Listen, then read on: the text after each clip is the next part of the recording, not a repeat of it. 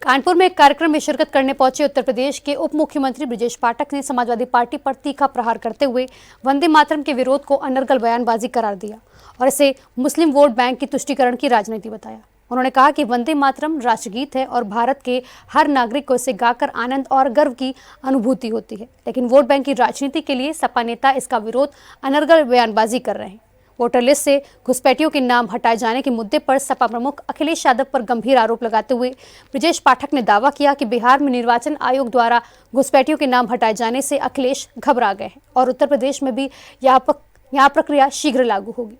उन्होंने आरोप लगाया कि अखिलेश घुसपैठियों की वकालत कर रहे हैं और उन्हें अपने गिरेबान में झांकना चाहिए। सख्त लहजे में उन्होंने कहा कि घुसपैठी भारत विरोधी ताकतें हैं जो प्रदेश के नागरिकों का हक छीन रहे हैं। इन्हें कड़ी से कड़ी सजा मिलनी चाहिए और राज्य सरकार न केवल इनके नाम वोटर लिस्ट से हटाएगी बल्कि इन्हें ठिकाने पहुंचाने का काम भी करेगी, क्योंकि इन्हें प्रदेश में रहने का कोई अधिकार नहीं।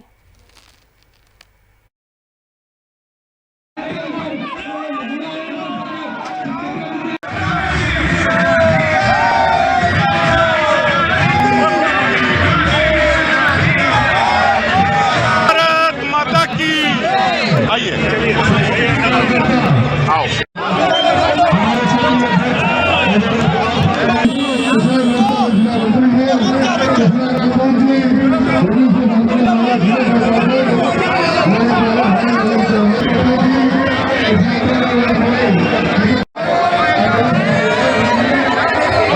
आप जानते हैं किसे इसके तहत केवल मुस्लिमों का वोट बैंक पाने के लिए समाजवादी पार्टी से विपक्षी दल इस प्रकार की अनर्गल बयानबाजी कर रहे हैं, जबकि भारत का एक एक नागरिक वंदे मातरम गीत गा करके अपने आप को प्रफुल्लित और गौरवान्वित महसूस करता है। जिस तरह से बिहार में सेकंड चुनाव है, बिहार में प्रचंड बहुमत की एनडीए की सरकार नीतीश जी के नेतृत्व में बनने जा रही है।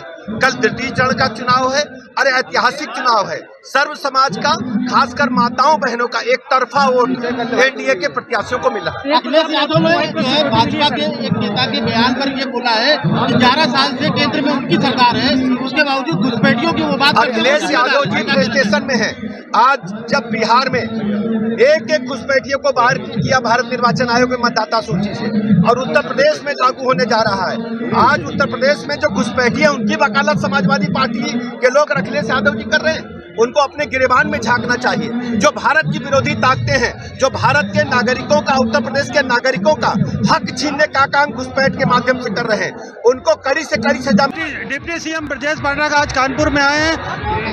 एकता यात्रा जो है एकता के लिए, और यहाँ पर इनका एक कार्यक्रम, एक कारवां निकल रहा है और वो कारवां भाजपा के लिए आज एक तरह से शुरुआत भी कही जा सकती है, क्योंकि बीजेपी की शुरुआत रेल बाजार से हो रही, जहां पर इनका एक बड़ा कार्यक्रम हो रहा है। इसके बाद इन्होंने वंदे मातरम पर भी बोला है। जनसभा पर हमारे साथ बात करने के लिए सर्वेश शुक्ला बम जो आज ये कार्यक्रम हो रहा है, क्या कहेंगे? देखिए, ये जन सैलाब देख रहे हैं।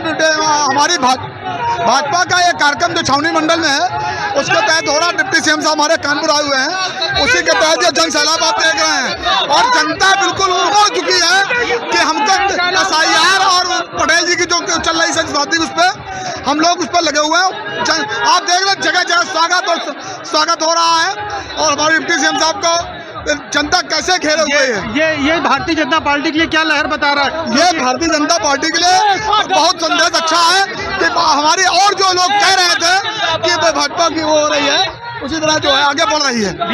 बिहार चुनाव भी चूंकि चल रहा है और ये जनसभा एक वोटों के केंद्रीकरण के लिए और भारतीय जनता पार्टी अपने आधार के लिए दोबारा एक बार फिर से ये आ पाए सरकार में, क्योंकि ये इस समय कई मुद्दे एक साथ गर्म है, चाहे वो बिहार का चुनाव हो, SIR हो, क्योंकि एक जो पुनर्मतगणना वाला जो इस समय कार्यक्रम देखा जा रहा है पूरे देश में। जनता पार्टी का ये एक अभियान चल रहा है, जिस अभियान के तहत ये आगे वाला 2027 और 2029 के चुनावों को देखते हुए भारतीय जनता पार्टी का ये एक बड़ा स्टेप माना जा रहा है कानपुर नगर में, क्योंकि कानपुर में जो ये चुनाव हो रहा है, ये चुनाव निर्धारित करेगा कानपुर का जो ये आज ब्रजेश पाठक डिप्टी सीएम आए हुए हैं, वो उनका मेन जो मुख्य उद्देश्य है, जो रेल बाजार का जो कैंट विधानसभा लगती है, उसको किसी तरीके से भारतीय जनता पार्टी की झोली में दोबारा। क्या कहेंगे आप? देखिए, आज माननीय ब्रजेश पाठक उप मुख्यमंत्री उत्तर प्रदेश सरकार के हैं, जिन्होंने आज ये दिखा दिया है। उनके साथ